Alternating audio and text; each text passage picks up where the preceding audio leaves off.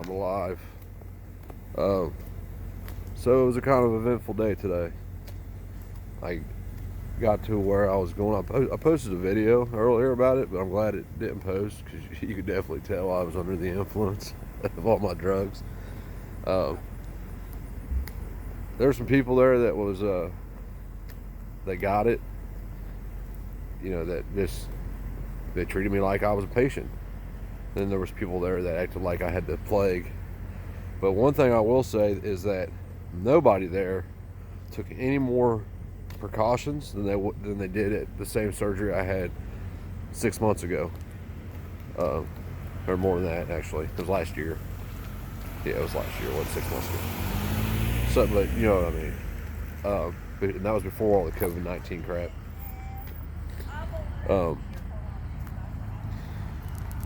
Nobody, you know, they're supposed to take all these extra precautions, and that was the big problem because it cost all this extra money, and they didn't.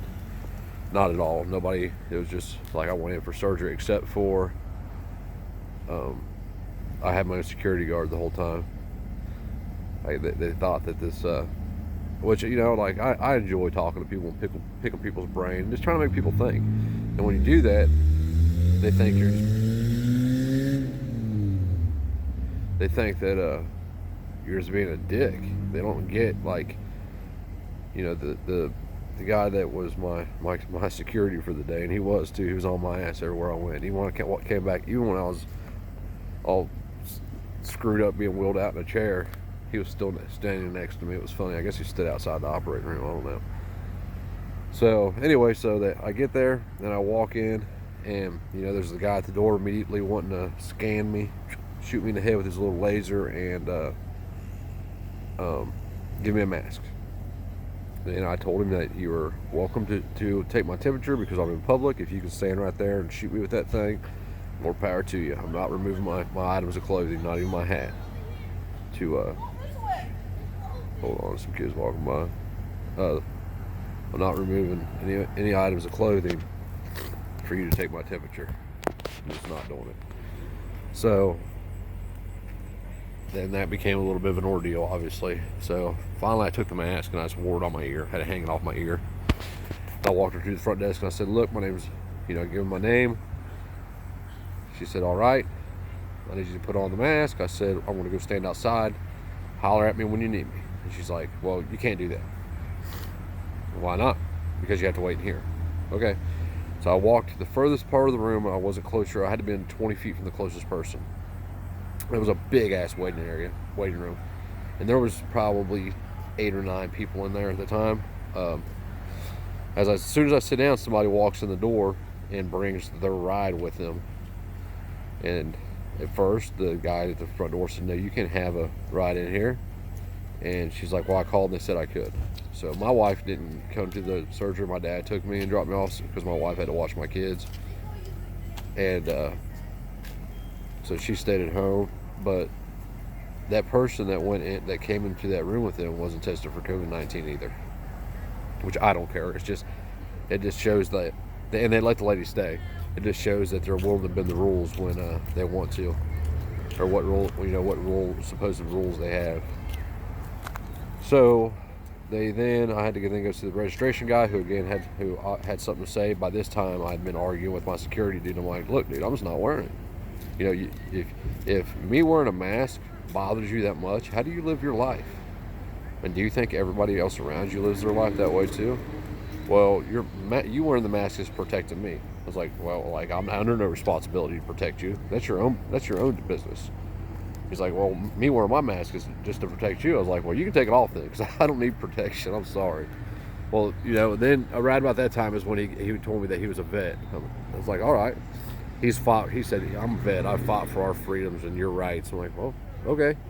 Where'd you fight at? Iraq. I said, huh. So what did you do exactly to fight for my freedom, my rights? And he wouldn't answer me. At that point, he stopped the conversation. And he just didn't want to talk about it anymore. I'm asking an honest question because I want an honest answer. Because since we invaded Iraq, you know, at first it was weapons of mass destruction. That's how the public was scared into backing George Bush to go into Iraq. And we did, and still to this day, there's no weapons of mass destruction. It's kind of the same, it's a similar thing to this.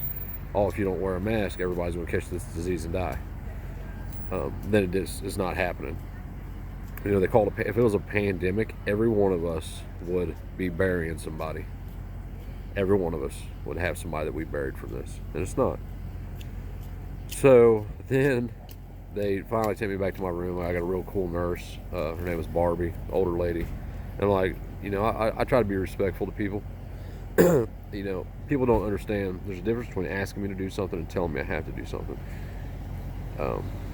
You know, I appreciate those nurses, and she was a really sweet lady. And I told her, I said, look, if this, I know, especially I know women too. I said, if this bothers you to the point that it's making you nervous or making you upset, I'll figure something out with you. And she's like, honey, I don't care. She's like, this is all, no. She's like, I have a badge on, so I can't say nothing. She's like, but they shouldn't even be saying nothing to you, is what she said to me. So that's a nurse from a hospital telling you that. Then the anesthesiologist comes in, and for some reason they have a lot of trouble finding veins in my body to give me IVs.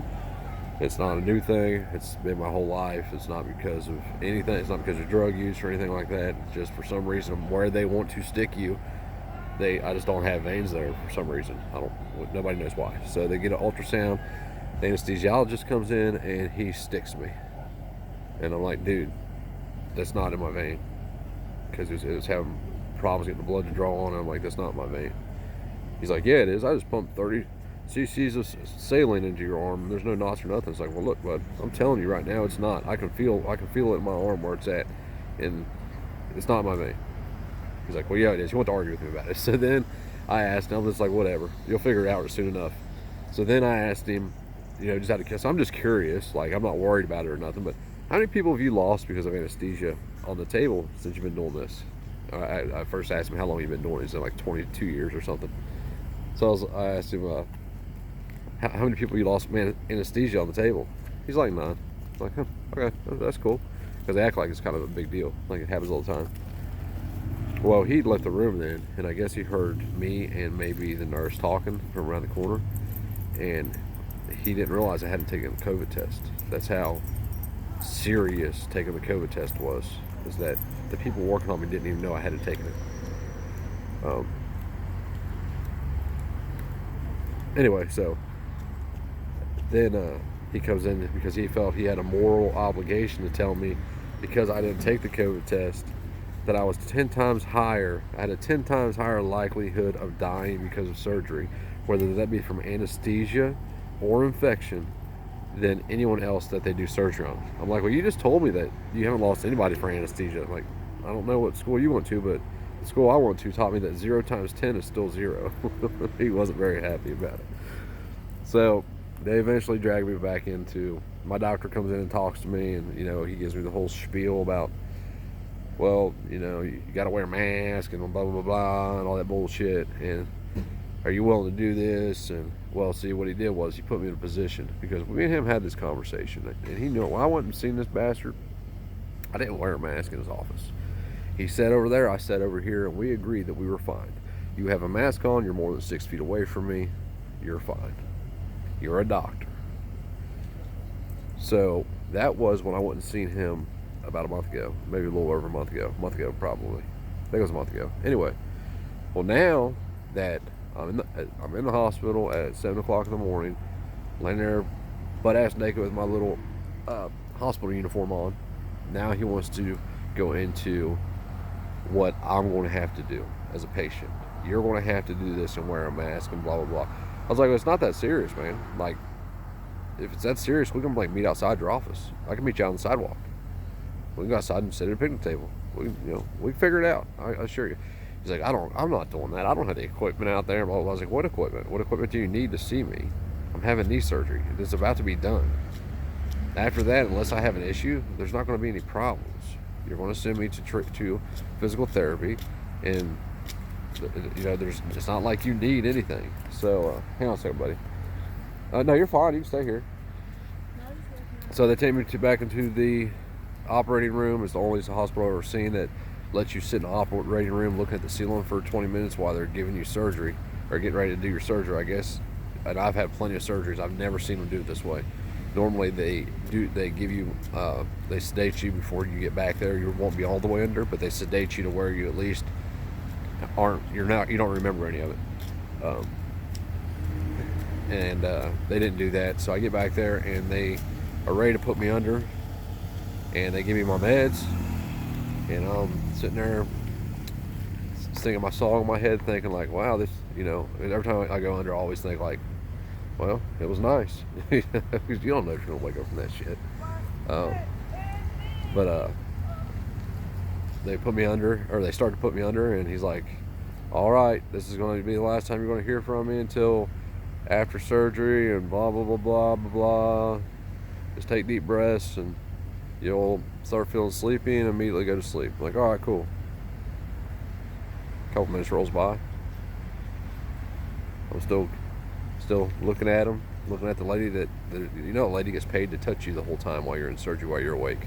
Like, that's her job. Her job is to keep her hands on you. It's supposed to be a calming effect. But why this means I'm sitting there looking at this lady smiling like this. I told them this wasn't in my vein, and they didn't believe me.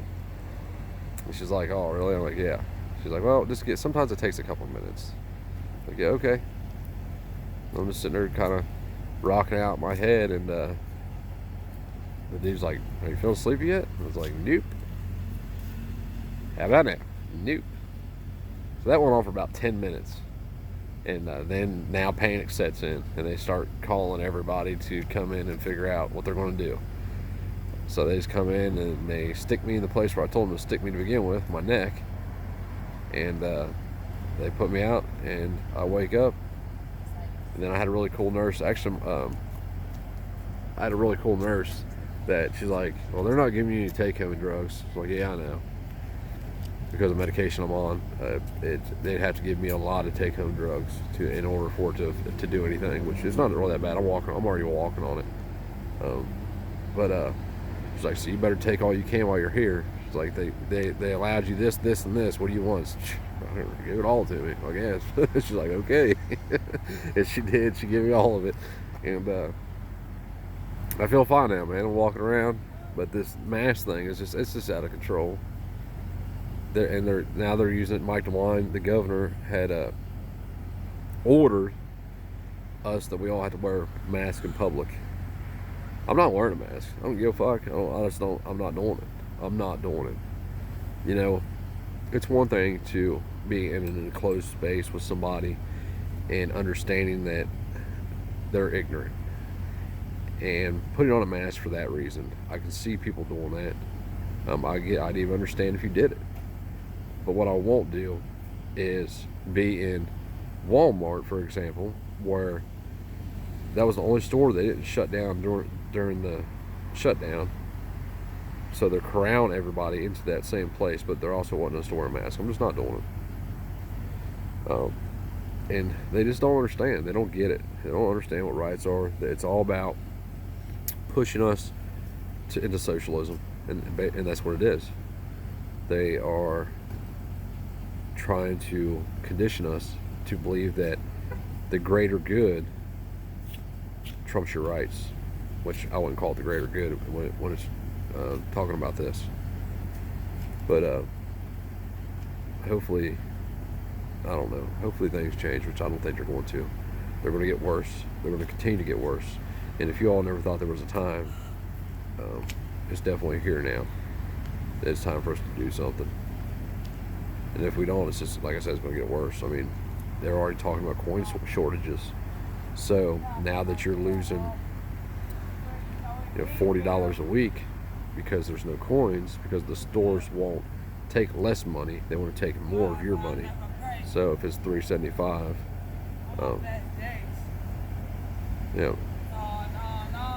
hear that? It's ridiculous. Come on, side guy. Don't do that shit in public. I don't care what music you listen to, but keep that to yourself. I don't want to hear that bullshit. Which I know you have a right to do that, but whatever. It's just, I just think it's rude. Anyway, I guess that kind of is the same argument other people are making about me not wearing a mask too. And if I didn't go force him to shut up, did I? No. See what I did? I walked away. That's what people need to do if they have a problem with me not wearing a mask. Walk away. Oh, God, damn. Definitely still hurts, but I'm walking now. I'm surprised. Last one I had, I wasn't able to walk this soon. It took me a couple days. Anyway, so that was my day at. Hang on one second. I gotta switch hands here. My hands hurt my damn hand. That was my day at surgery, and it's getting worse, people. My mom called me tonight, and like I didn't even know this. I didn't know that my mom hadn't been wearing a mask out. I just figured she had because she was so against me fighting against it. So I just kind of figured she'd been wearing a mask. And she hasn't been. Well, apparently she went into Kroger's the other day, and they like forced her to wear one. They're like, if you don't wear a mask, you gotta get out. And I told her, I was like, why don't you just tell me you had a medical condition? She said I did. They said that doesn't matter. That you have to wear a mask to be in a store, and we're going to see all stores going to this. And it's just going, like I said, it's going to continue. It's going to be something else next. It's going to be a chip in your hand, or you know, just whatever it is. Now, I'm just, for one, I'm not willing to do it. And the government's now using the private sector to violate our rights. And it's completely wrong. It shouldn't be happening. We shouldn't be allowing it to happen. I mean, at some point, like it's, you know, in everything you do in life, there's a point of no return. Whether that's talking to somebody, you can be in a conversation, and once you say those words, you can't take those words back. The person remembers those words forever. You know, if you're driving 100 miles an hour down the road, there's a point of no return. That's when you get into a car accident or you get pulled over speeding. There's a point of no return in everything in life, and it's no different with what's going on in this country. There's going to be a point to where we're not going to be able to go back.